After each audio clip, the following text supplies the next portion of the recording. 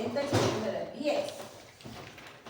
Me recuerdo a mí porque los chicos de manera proactiva querían hacer curvas de calibraciones de varios puntos. Yo solamente les dije para el día de hoy, que una hoja de trabajo, una curva de calibración de 3 puntos nada más, ¿no? Ni siquiera han visto esa hoja de trabajo, ¿sí lo han visto? Espectrofotometría.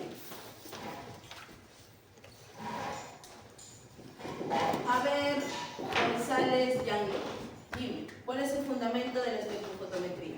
La absorción que tiene el analito de la radiación. La absorción que tiene La sustancia de la luz o radiación. la sustancia de la luz. La sustancia va a absorber la luz. Y esa es la interacción que tiene. Ok. El fundamento de la espectrofotometría, muchachos, es la interacción específica. La interacción, muy bien, interacción específica de un tipo de radiación. ¿Con quién? Con el analito. ¿Ya?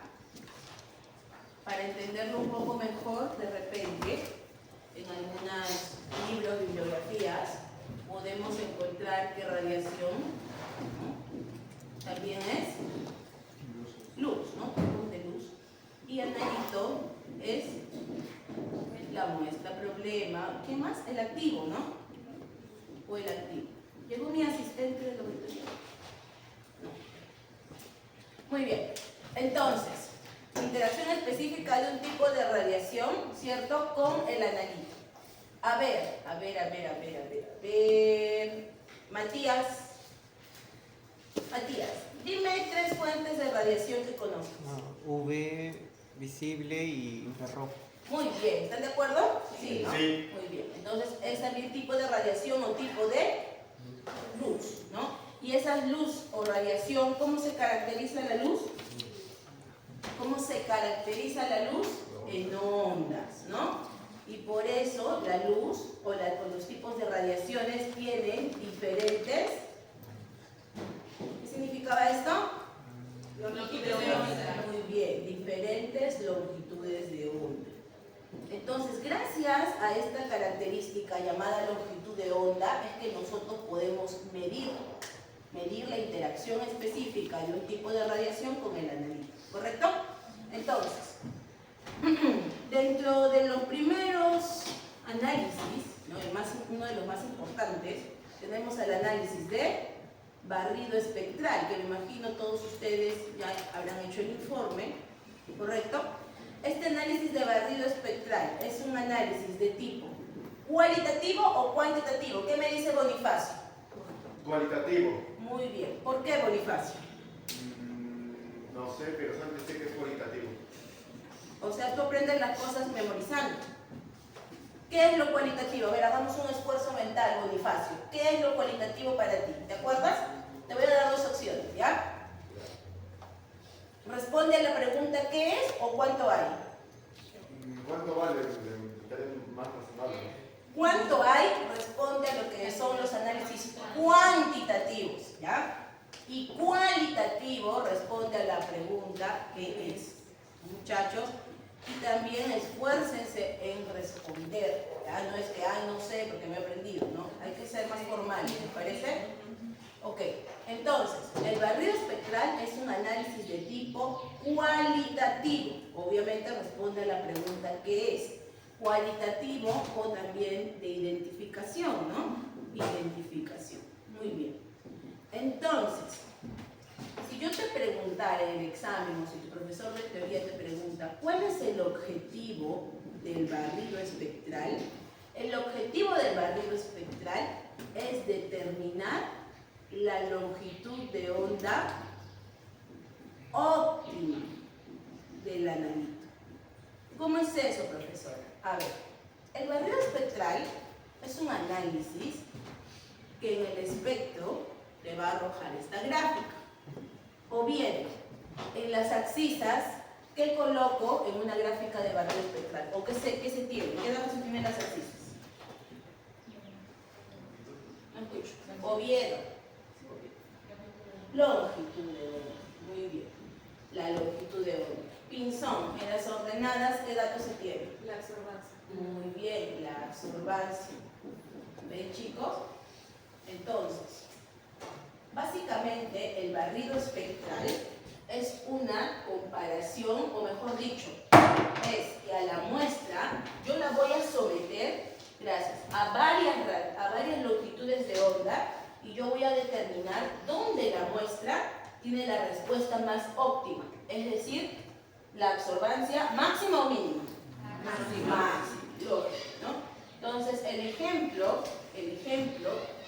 que siempre les coloco, ¿por qué? Porque justamente el día de hoy vamos a trabajar con este analito, ¿cómo se llama? Permanganato de potasio. ¿Firmo? Sí, ya lo conseguí en permanganato. Chicos, vayan tomando nota. Sí, está bien. Sí, está perfecto. Vamos a mirar. Lo que pasa es que este se vuelve mira ese esto es sensible y todo lo que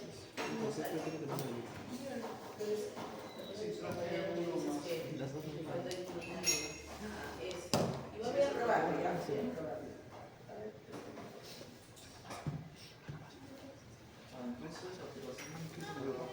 Lo que pasa es que se degrada y luego el espectro es bien mínimo. No saldría la respuesta. Ay, no, todo es así, por eso es más estable. Se voy a agarrar la... Creo que falta un material de tiempo. Creo que faltaba...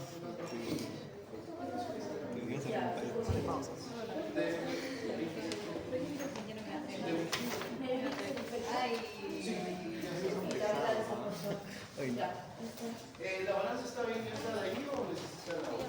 Está bien, mira.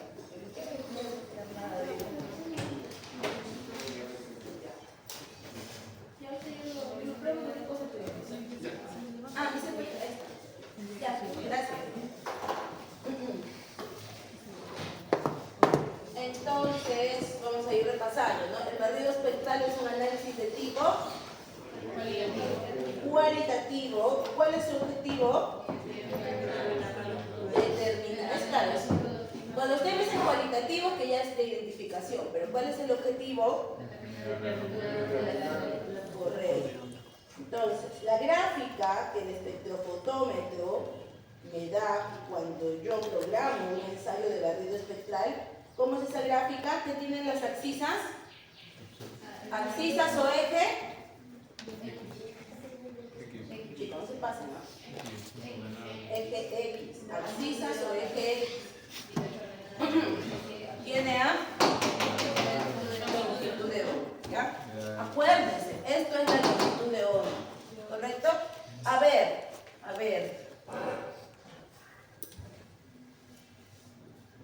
¿Llegó Álvarez?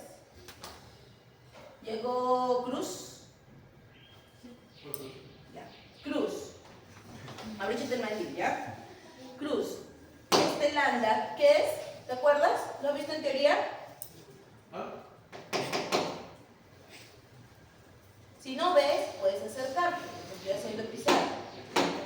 ¿Ya? A ver, necesito ver de su parte, muchachos, más compromiso. ¿Ok? Yo sé que algunos sí están bien comprometidos, pero los demás, si vengo tarde, mínimo me pongo aquí adelante.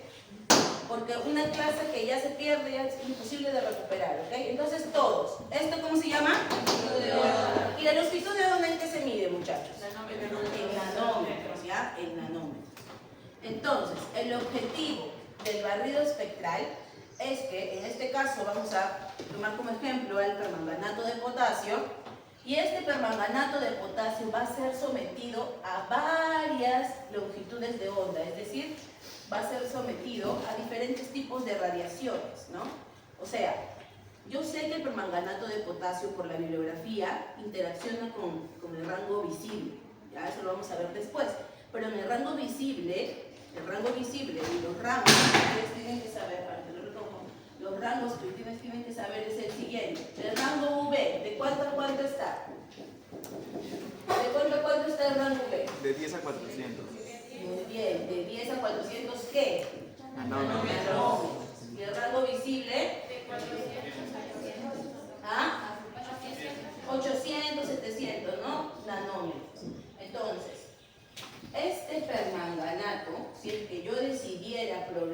un barrido, mira, desde 0 hasta 800 nanómetros, este permanganato va a pasar por diferentes rangos. Y es decir, la luz, que sabemos que la luz que es policromática, ¿cierto? Policromática, es decir, está compuesta por diferentes tipos de radiaciones, diferentes longitudes de onda, y este es el espectrofotómetro. ¿Ya? Esta luz, este espectrofotómetro tiene dentro un, ¿era esto? Un prisma. Prisma o monocromador, cuyo objetivo, mira su nombre, monocromador, y la luz es policromática. Entonces este monocromador tiene como objetivo seleccionar la longitud de onda, ¿no?, específica. ¿Y aquí quién está? Aquí está, por aquí puede estar tu muestra, ¿cierto? Tu celita. Entonces ahí la luz va a ir interaccionando. O sea, acá vienen varias luces, ¿no? Y el monocromador va pasando. A ver, luz 1, luz 2, luz 3, luz 4, ¿no? En base al barrido que tú le colocas, ¿no? Entonces, básicamente va a haber de todas esas pequeñas fuentes de radiación que interactúan con tu muestra, va a haber una que la va a hacer responder de esta manera, ¿correcto? A esa longitud que la hace responder de esta manera se le llama longitud de onda óptima. Longitud de onda óptima. Que se caracteriza, ¿por qué? Por tener la mayor absorbancia. Mucho cuidado con el término absorbancia, no es lo mismo que absortividad, no es lo mismo que otros. Absorbancia, ¿ya? ¿Hasta ahí estamos bien? Sí. Sí. Muy bien. Voy a borrar esto, ¿ya? Copiando, prestando atención y copiando, por favor, chicos. Entonces, ¿qué vamos a hacer en el equipo? En el equipo vamos a hacer lo siguiente. Vamos a empezar ya. En 5 minutos empezamos a operativizar. Porque esta es la primera parte. La primera parte de la práctica, ¿cómo se llama? Barrido espectral. La segunda parte se llama curvas de calibración. Pero yo no puedo hacer las curvas de calibración si no he hecho primero mi barrido espectral. Porque ¿qué es lo que necesito? Onda. Muy bien. Entonces, ¿qué es lo que vamos a hacer? Nuestro barrido espectral, la muestra que vamos a utilizar, va a ser permanganato de potasio 100 ppm. ¿Ok? Ustedes tienen ahí el permanganato de potasio sólido.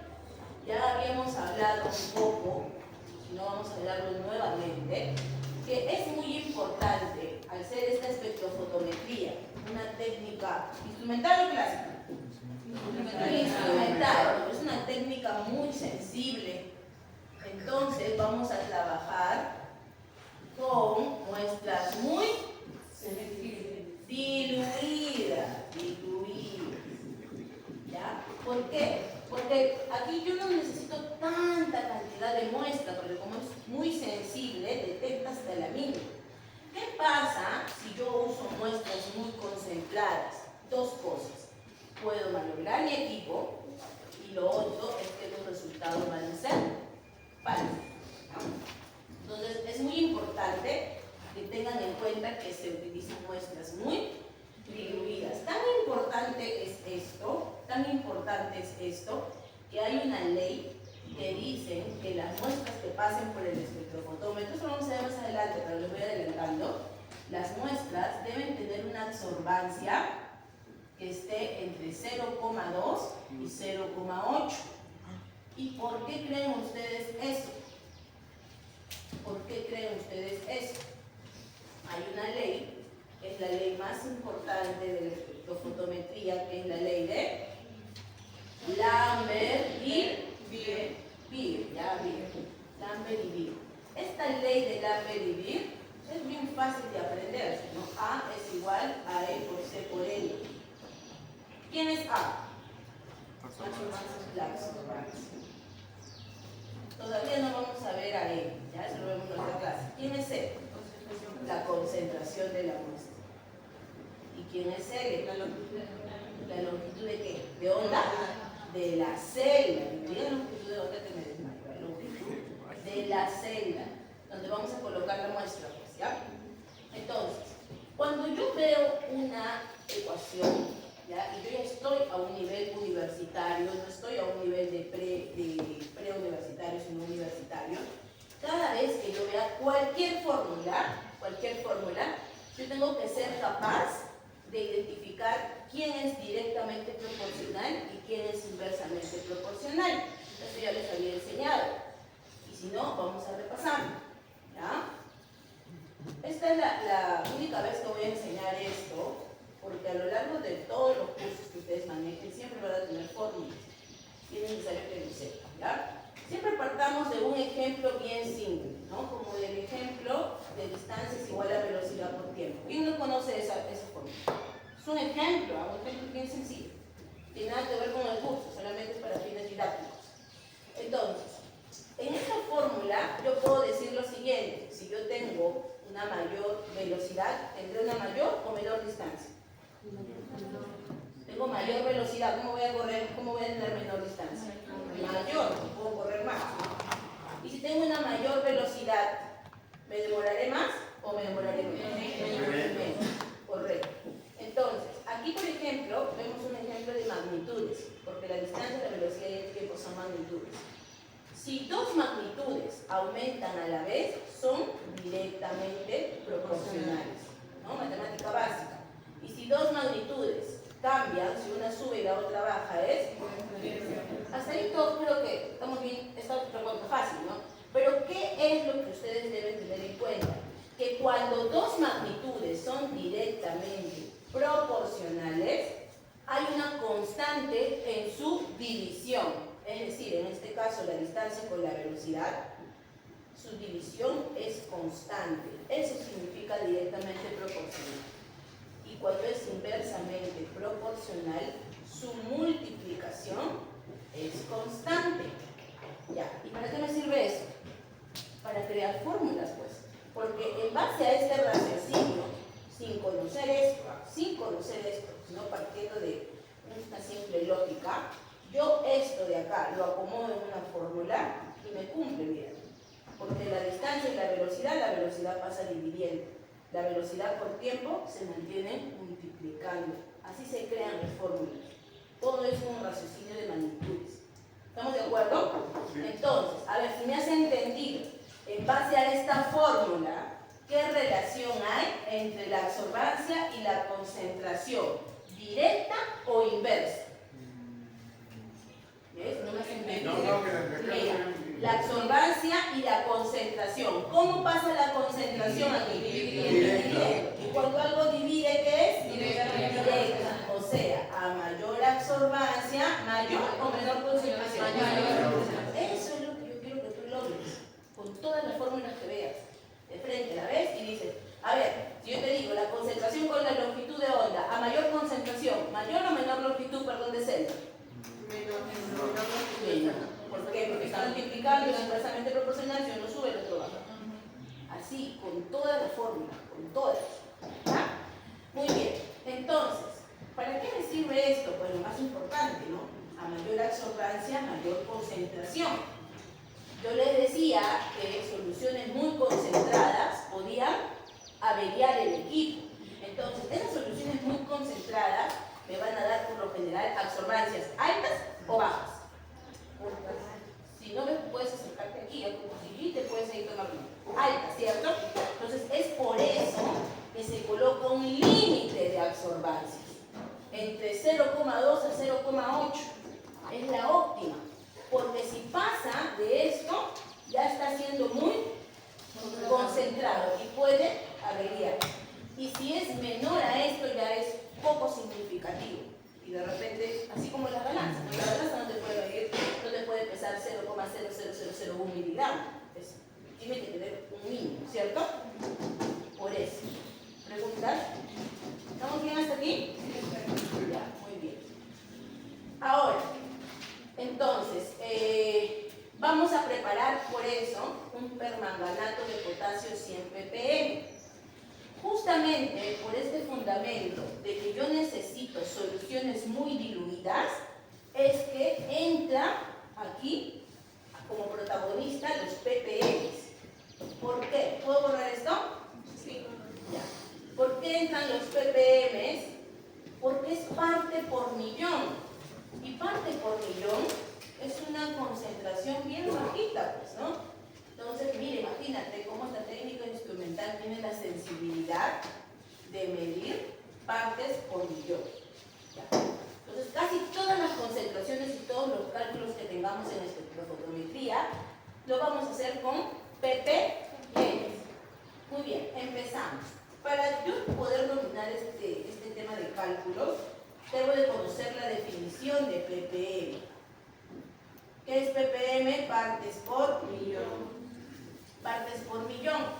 ¿Pero qué significa? Un ppm es igual a 1 miligramo entre o por, ¿no? Litro, por un litro. ¿Cierto? Que sería lo mismo a 1 miligramo. ¿En cuántos mililitros? 1000. ¿No? Todos aquí sabemos que 1000 mililitros es igual a 1 litro. ¿Correcto?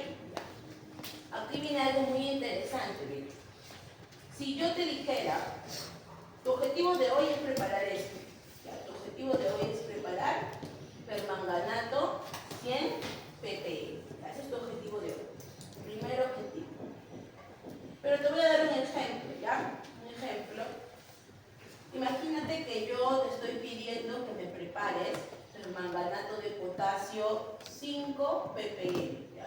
Porque tú tienes que ahorita entrenar en preparar. A cualquier ppm que yo te pido, tú tienes que saberlo preparar. Entonces vamos a ir con este ejemplo de acá. Mira, lo más lógico es que me digas, si un ppm es 1 miligramo en 1 litro, 5 ppm, ¿cuánto será? 5 miligramos. En 1 litro, ¿correcto? O sea, voy a ir a mi balanza, voy a pesar 5 miligramos, agarro una fiola de 1 litro, la coloco, lo enraso con agua y ya tengo. Profesora, aquí está su solución. Muy bien. Entonces lo que tú estás haciendo es esto, mira, 5 miligramos, presta mucha atención porque esta parte es bien importante. 5 miligramos de permanganato lo estás llevando a una balanza, lo estás pesando, y estás agarrando una fiola de 1000 mililitros, ¿cierto? Y lo estás llevando con agua. Y me estás entregando. Aquí hay muchos errores de análisis. O sea, mejor dicho, hay muchos limitantes. Esto está bien en la teoría.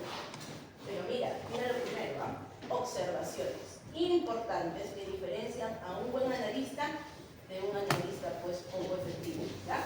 La primera observación, las balanzas analíticas por lo general tienen capacidad mínima de 10 miligramos. Entonces esto fue, ¿cierto? Porque tú me estás diciendo que vas a pesar 5 miligramos. Entonces, ¿cuál era la primera? La capacidad mínima de las balanzas analíticas, por lo general es 10 miligramos, ¿ya? A excepción pues que tengas una microbalanza, ¿no? Pero uno siempre tiene que acoplarse a lo que hay. Nosotros no tenemos una microbalanza, tenemos una balanza analítica. Capacidad mínima de balanzas analíticas, 10 miligramos. ¿Qué más? ¿Qué más? En este caso, ¿no? Hay un uso poco efectivo y eficiente del solvente.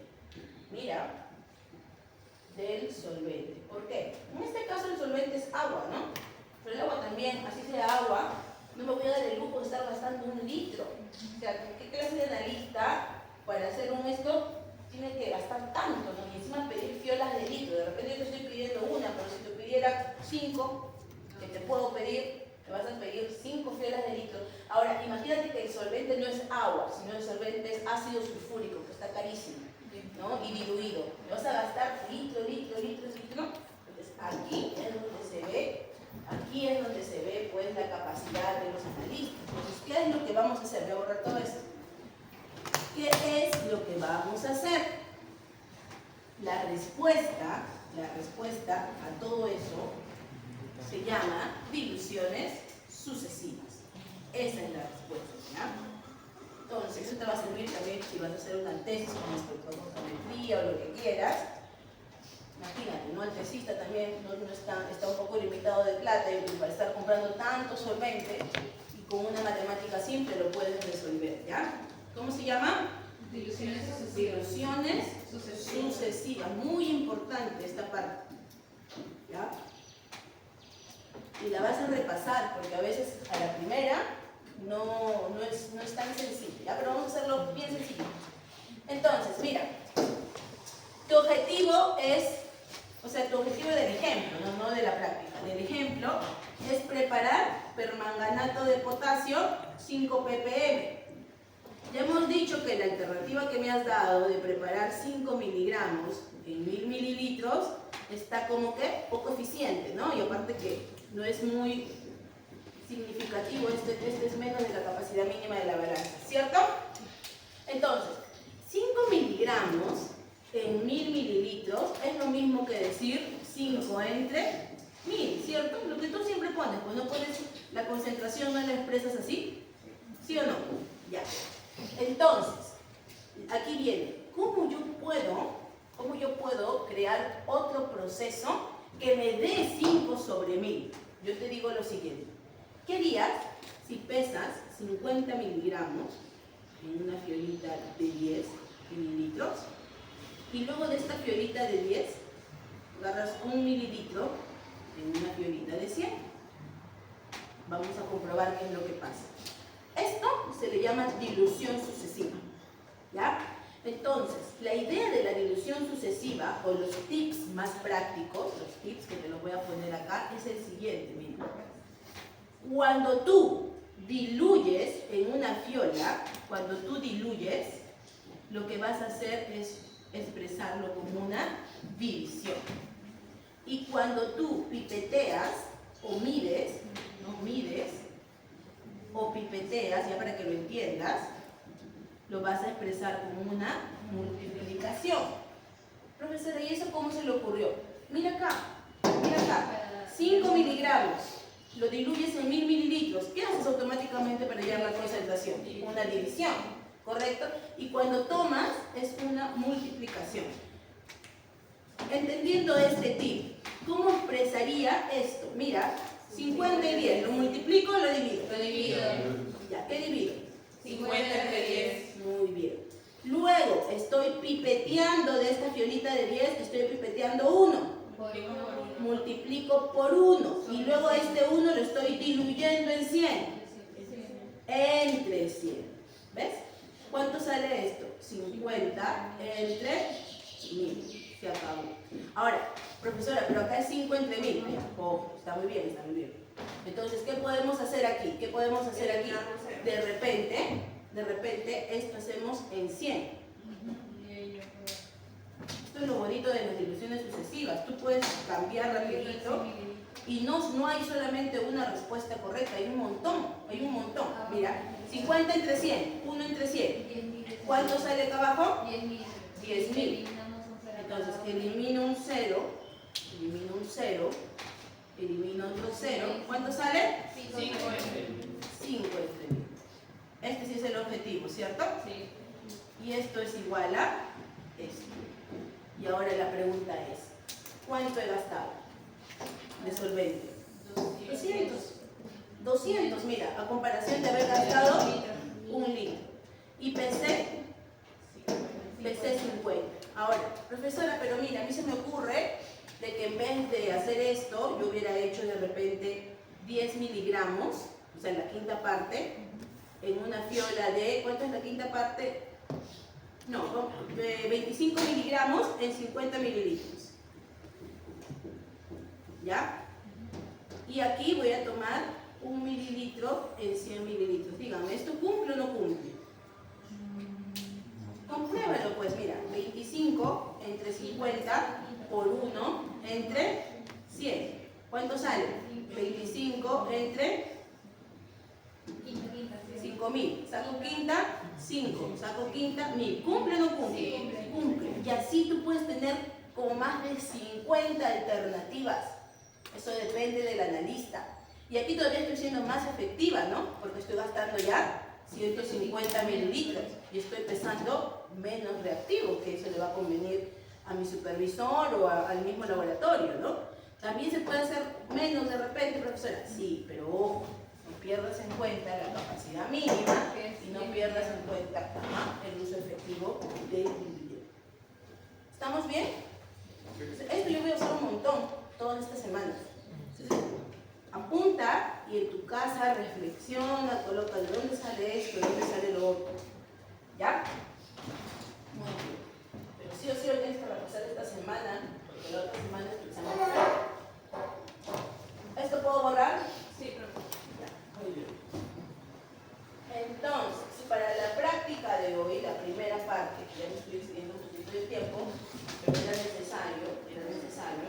Entonces, la primera parte de la práctica, que va a ser barrido, ¿cierto? Ya, barrido espectral. La primera parte lo tienen un poco fácil. ¿Por qué? Porque yo estoy pidiendo una muestra problema de permanganato 100 ppm. Entonces, a ver todos.